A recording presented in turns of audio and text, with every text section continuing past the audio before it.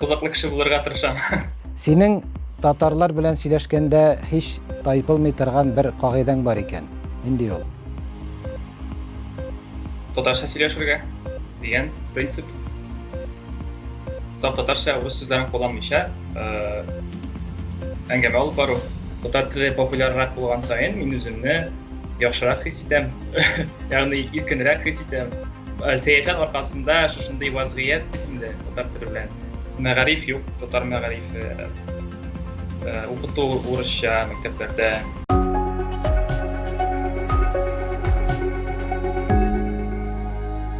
Якшәмбедә, февральнең 21-ндә бар дөнья ана теле көнен билгеләп үтә. Кайберәүләр аңа ана теле ди, кайберәүләр Тукайга ияреп туган теле дип тә атый. Әмма эш биредә анарда түгел. Ана телеме, туган телеме ул һәрбер кеше өчен газиз бер нәрсә. Татар һәм башкорт өчен бигрәк тә бүгенге көндә үз миллилеген, үзенең башкалардан айырып торган милли үзенчәлеген саклау өчен барган көрәштә төп фронт дияргә була. Менә шул ана теле, туган теленең бар дөнья буйлап билгеләнгән махсус бер көне бар. Әйткәнемчә, ул 21 февраль, аны 1999 елда Берләшкән Милләтләрнең мәгариф, фән һәм мәдәният өлкәсендәге тармагы ЮНЕСКО игълан итте. Ул шуның аша дөньяда бүгенге көндә яшәп килгән 6-7 меңләп телгә киң җәмәгатьчелек игътибарын җәлеп итәргә тели. Андый игътибар бик кирәк, чөнки шул телләрнең яртысыннан артыгына тулысынча югалу куркынышы яный. Алар 21 гасырның икенче яртысына һәм бигрәк тә азагына таба инде тәмам юкка чыга ала. Кайсыдыр иртәрәк, кайсыдыр соңрак, һәм һәр телнең язмышы турыдан-туры шул телдә сөйләшүчеләргә аларның үз тормышын шул конкрет телдә алып бару бармауына, димәк телнең иҗтимагый тормышта кирәклегенә һәм моның буыннан буынга күчеп бара алуына бәйле. Буыннар алмашымында бик мөһим, чөнки телнең шанлы тарихы була ала, аңарда искитмәле әдәби ядкәрләр язылган була ала, ләкин ул тел яшь буынны җәлеп итә алмый икән, аның гомере шул тагын 2-3 дистә ел белән генә чикләнәчәк. Яшьләр һәм тел. Бүгенге сөйләшү шул хакта. Әңгәмәдәшебез Булат Шәйми, әлеге көндә Германиядә белем алган Татарстан егете. Күп сәләтләр иясе, ул җырлый да, видеоларда төшерә, гитарда да уйный, һәм иң мөһиме, татар телен ярата, сөя, аның киләчәге өчен кайгырта. Әмма кайгыртып кына калмый, телне яшәтү өчен нидер эшли, үз өлешен кертә. Хуш килдең, Булат. Хәерле көннәр. Кайбер тамашачылар сине Азатлыкның татар телен өйрәткән Әйдә онлайн проектындагы видеолардан танып беләдер.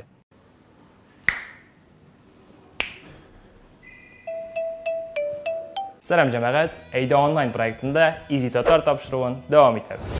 Бу синең татар телендә заманча контент булдыруга керткән өлешеңнең бер кисәге генә. Тагын ниндиләр булды әле, искә төшереп китмәссеңме?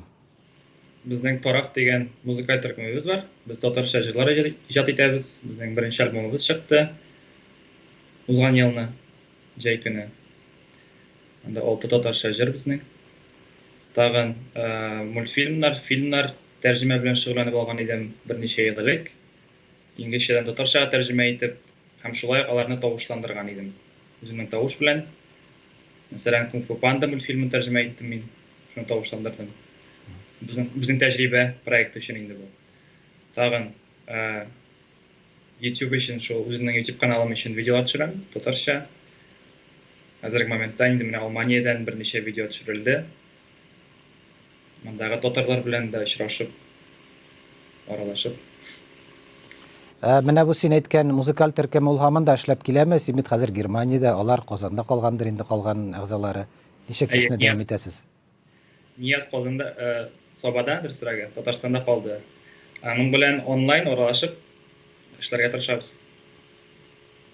Ягъни хәзер пандемия чорында бөтен нәрсә виртуаль дөньяга күчкән кебек, сезнең музыкаль төркем дә шунда инде. Онлайн режимга күчте. Татар яшьләре арасында синең кебек телләр дә белгән, музыкаль сәләте дә булган, мультимедияны да яхшы аңлаганнар җитәрлек. Тик алардан аермалы буларак син бу осталыкларыңны татар телен үстерүгә булышуда кулланасың. Синең мотивацияңны беләсе иде. Менә сине нәрсә этәрә бу эшкә? Ну, татар теле ул минем көндәлек сөйләшә торган, шундый туган телем бит инде һәм мин аны барлык өлкәләрдә дә кулланырга теләр идем. Теге аерым бер өлкәгә генә чикләргә теләмәс идем. Һәм ул өлкәләрдә кулланыр өчен әйтик, ул кайбер әйберләрне үзебезгә тудырырга туры килә, чөнки алар юк. Анда әйтик, белмим инде. Татарча видеолар карарга телим, музыка тыңларга телим. Һәм бу әйберләрне күбәйтергә кирәк. Алга таба яшьләрне дә кызыксындыра бит инде бу. Һәм татар теле популяррак булган саен мин үземне яхшырак хис итәм. Ягъни иркенрәк хис итәм. Ягъни син моны үзең үз аңыңнан чыгарып эшлисең инде, аңлап, вазгыятьнең нинди катлаулы икәнен аңлап, аңа үзенчә ярдәм итәргә, үзгәртергә телисең. Аның вазгыяте бит, мине бераз гаделсезлек, ачуымны чыгара минем гаделсезлек, бу дөньяда булган гаделсезлек, чөнки сәясәт аркасында шушындый вазгыять бит инде татар теле белән. Ул бит инде ничек дип әйтим, безнең гаеп түгел, ул сәясәтнең гаебе һәм мин үземнән сәши алам, үземнән килгәнне эшлим инде шул. Һәм без үзгәртә алган әйберләрне без үзгәртә алабыз, үзгәртә алмаганны үзгәртә алмыйбыз. Менә бит татарлар алар сөйләшкәндә без 7 миллион, кайберләре 8, кайберләре хәтта 10 миллион дип җибәрә. Нигә соң ул менә шу 7 миллион, ярый 7 миллион дип алыйк инде. Шул хәтле булган халык хәзер менә 1, 2, 3, 4 кешенең һәвәскәрлегенә, фидакарлыгына ышанып яшәргә мәҗбүр.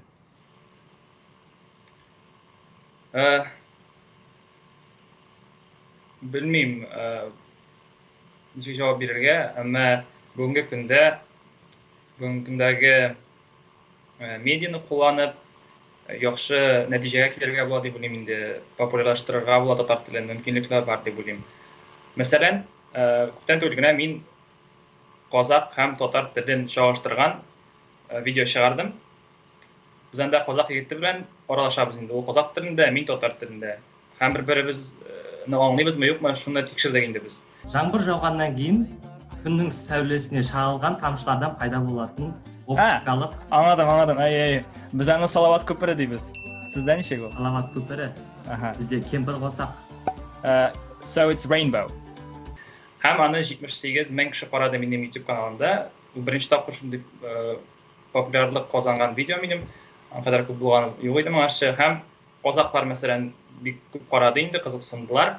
Һәм белмим, шундый кызыклы контент булса, аны безгә тугандаш халыкларда караса, без бер-беребез белән аралашу аша да ничектер, белмим. Ягъни телне күтәрер өчен, аны яңадан торгызыр өчен кызыксыну уятырга кирәк һәркемдә. Кызыксыну турында әйтеп китәсем килә инде шул. Ниндидер уникаль контент тудырга кирәктер. Ниндидер феномен булырга тиештер.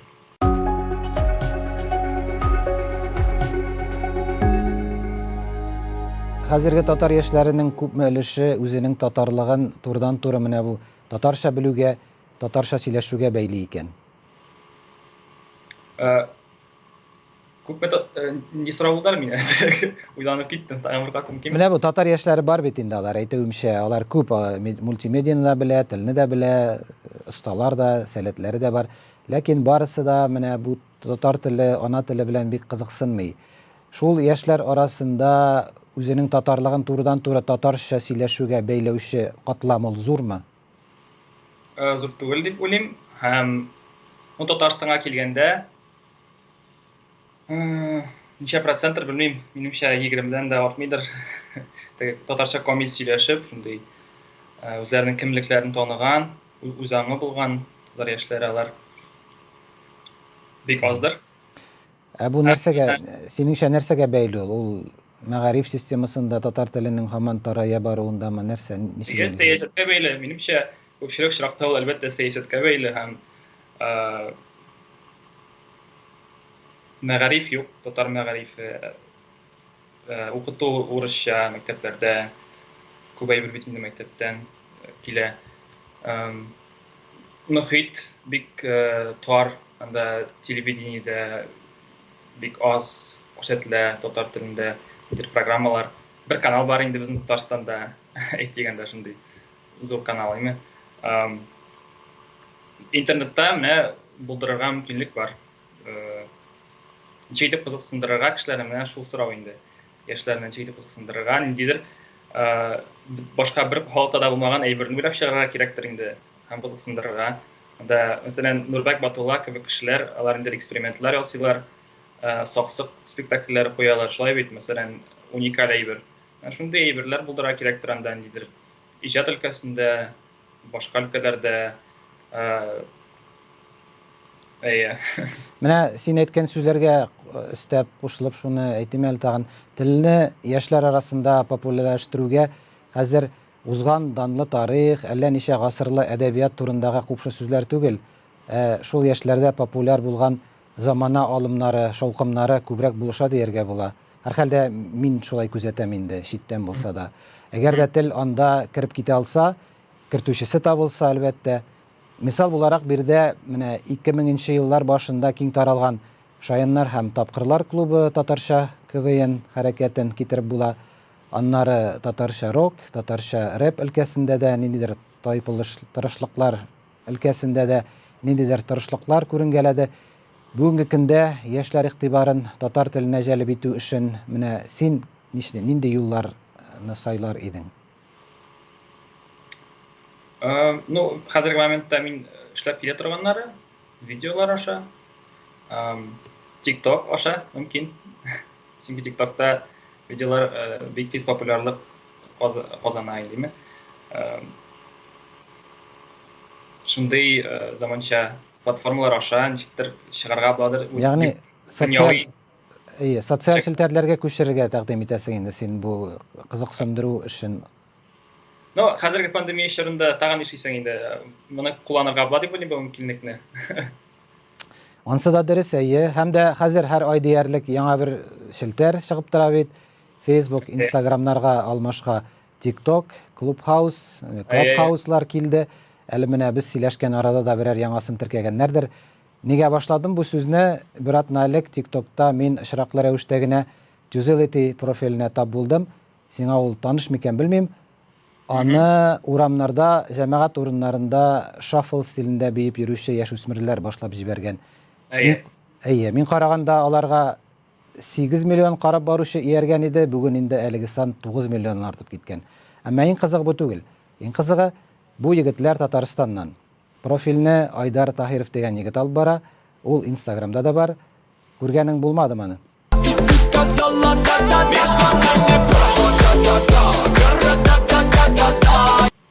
Әйе, мин Ялкын канал, Ялкын журналының видеосыннан күреп хәтерлим. Аннан интервью алганнар иде Айдар исемле егеттән. Әйе. Шуннан хәтерлим.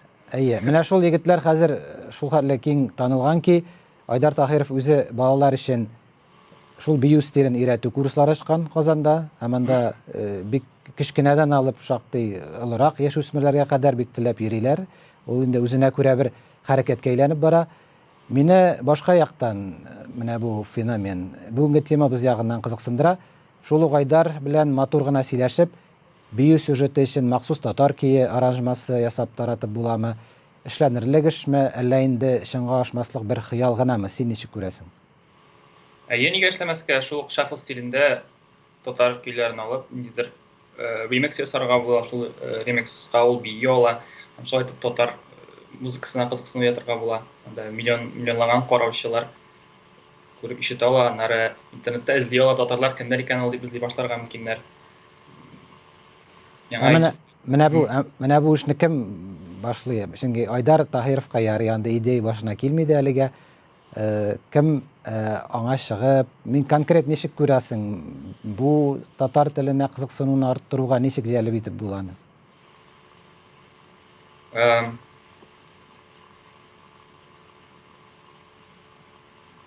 Менә авыр сорау, кайсы мәсәлән чыгарган контентның кайсысы популяр булачагын белеп булмый.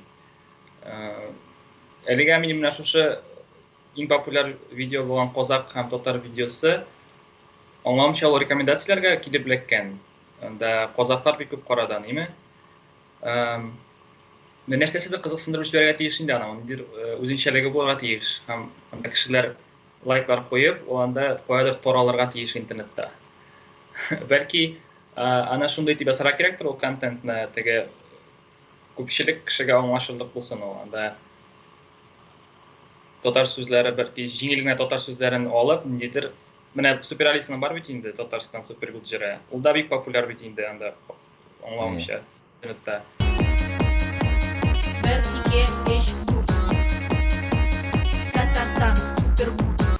Шундыйрак форматта берәр клип чыгарырга мәсәлән мөмкин.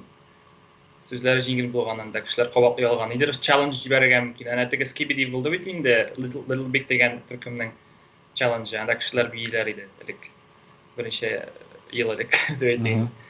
Шундый берәр челлендж җибәрергә мөмкин мәсәлән.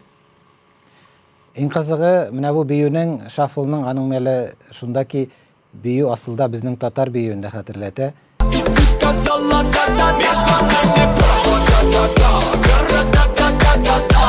Шушы дулкынга эләгеп татар дәүләт бию ансамблендә берәр кызык тамаша һич юк инде виртуаль бер бию чыгара алыр иде.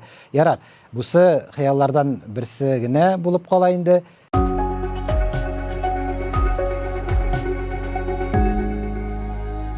Үзен кебек татар телен яраткан, аның киләчәген кайгырткан егет кызларны табып, андыйлар һичшиксез әлегә бар, алар белән берләшеп, кешеләрне берләштереп, ничектер оешу мөмкинлегенә ничек карыйсың? Уңай карыйм, әлбәттә.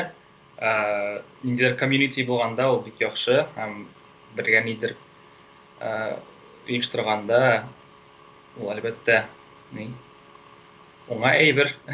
Теге идеяларны берләштергәндә ниндидер яңа әйбергә килеп чыгарга мөмкин. Һәм андый танышларым бар, әйе. Шул ук, мәсәлән, дубляж ясарга теләүчеләр дә бар. Минем теге кунг-фу панда мультфильмын күреп, шулай һаманлык киттеләр, анда кайберәүләр миңа яздылар. Әйдә, мин дә яздырыйм әле анда дип, тәрҗемә итегә татарчага дип. Шундай әйберләрне эшләргә кирәк дип уйлыйм. Менә хәзер Clubhouse-ны без телгә алдык инде, димәк ки бу андый эшләр өчен идеаль диярлек платформа минемчә, әйме? Бәлки вакытың булганда син моны да әле эшләрсең дигән өмет белдерәсе килә. Инде андый танышларың һәм ниндидер үзеңнең тарафдарларың бар икән. Чөнки һәр кеше бәлки эшеннән генә кайнар янып ятадыр ул, ләкин бер кеше үзе генә шактый эш эшли алса да җитәрлек булмый инде ул. Үзе генә талпынып карый да, нарысың аның энтузиазмы да сүнә. Ә менә берләшкән очракта, киңәшләшкән, ничектер күмәк эшләшү турында килешенсә бу бөтенләй башкача, һәм аның эффекты да башкача буларак. Синең татарлар белән сөйләшкәндә һич тайпылмый торган бер кагыйдәң бар икән. Нинди ул? Татарча сөйләшергә дигән принцип. Саф татарча урыс сүзләрен кулланмыйча, әңгәмә алып бару. Әгәр дә мин татар кешесе белән сөйләшәм икән. Ә ул чынбарлыкта ничек килеп чыгамысың? Менә Казандагы тәҗрибәңнән чыгып әйт әле, чыннан да бүгенгә Казанда мөмкинме ул эш? Мөмкин. Бары тик теге уңайсызланмыйча аны эшләүне дәвам итәргә генә кирәк. Һәм мин сөйләшкән кешеләрнең яртысы урысча җавап кайтара иде, яртысы татарча сөйләшергә тырыша иде минем белән. Шул теге урысча җавап кайтаручылары мин һаман татарча сөйләшүне дәвам итә торгач, аннары күчәләр иде әкренгә татар теленә. Ягъни принципта бу кагыйдә эшли ала инде. Әйе. Кеше әгәр дә үзен уңайсыз хис итмәсә инде, теге аңлыйм мин аларның татар телләре камил булмаска мөмкин, һәм алар үзләрен бераз уңайсыз хис итәргә мөмкиннәр. Әмма мин барыбер дәвам итә идем гадәттә, чөнки миңа уңайлы татарча сөйләшергә. Бик әйбәт. Ләкин бу бит каршы якның проблема гына түгел әле, үзеңнең дә үз ягыңнан да проблема була ала, чөнки бик күпләр татарча сөйләшүдән үзләре ничектер ширкансына дип әйтмим, алай ул хис юктыр анда. Кыйынсына, чөнки алар үзләре камил белә, ләкин менә җәмгыятьтә шундый караш тәрбияләнгән ки, ничектер татарча сөйләшү ул әнә шул кухня, әти-әни, әби-бабай белән генә сөйләшүгә, аралашуга кала. Әйе. Әгәр дә син кызык кеше белән аралашасың икән, ул кешенең әйткән сүзләре сиңа кызык икән, миңа калса син илһамланып сөйләшергә тырышасыңдыр инде татарча. Әгәр дә син хөрмәт итсәң, ул кеше синдә хөрмәт хисе уята икән. Шуңа күрә мин кызыклы кеше булырга тырышам. Менә бу кагыйдәң белән яшәү, хәзер син Германиядә, анда да татарлар белән элемтәгә кергәнсеңдер, аралашасыңдыр. Алар белән ничегрәк? Читтәге татарлар моңа ничек карый? Ну, мин аралашканнары, әлегә мин танышканнары, кайберәүләре татарча бик яхшы яшә, Камил белән. Алар монда теге 1-2 ел гына торган татарлар инде әйтик. Кайберләре русча татарча сөйләшә инде. Ну, мин әлегә күп кеше белән танышмадым бик, әмма берничә танышым белән горурланам дип әйтәсем килә, чөнки алар Камил сөйләшә татарча. Күп телләрне белгән кеше инде ул үз туган телен дә яхшы белә. Германиядә татар мәхәлләсе гадәттә Берлин тирәсендә күп санлы инде ул. Анда Тимур дигән безнең бер таныш активистыбыз да бар. Икенче өлеше Франкфурт якларында. Анда да татарча белүчеләр бар. Алар да сабан туйлары үткәрә анда. Әлбәттә, хәзер пандемия эшерә күп нәрсә шикләнде. Ләкин виртуаль тормыш бу мәсьәләдә безне коткара, аралашуга ниндер яңа мөмкинлекләр ачылды. Син әле димәк ки, алар белән бик элемтәгә кермәдең, зуррак мәхәлләләр белән. Мин Берлиндә әлегә булмадым. Алар белән очрашып танышмадык. Әмма мин Франкфуртта булдым. Гөлнур ханымнар белән танышып кайттым. Регенсбургта, бу якын шәһәрләрдә булдым инде. Нюрнбергта булдым, анда 1-2 татар кеше белән таныштым. Әмма булай онлайн сөйләшү мөмкинлеге бар. Вакытта, әлбәттә. Алар белән бераз аралашып торабыз. Ярый, Булат, бүгенгә сөйләшү өчен сиңа бик зур рәхмәт. Күп кешегә бу үзенә күрә бер ләззәт булгандыр. Рәхмәт булсын сезгә чакырганыгыз өчен. Мин дә шулай үмитләнәм. Булат Шәйминең бер әңгәмәсендә миндә җаваплылык хисе бар. Әби-бабайлардан, ата-аналардан мирас булып калган туган тел кисәк кенә миндә өзелеп калса ни була инде дигән бер риторик сорау күреп калган идем. Булат кебек үзенә шушы сорауны биргән һәркем аның тирәсендә тупланып, татар телен саклауның файдалы гамәл коэффициентын арттыра ала.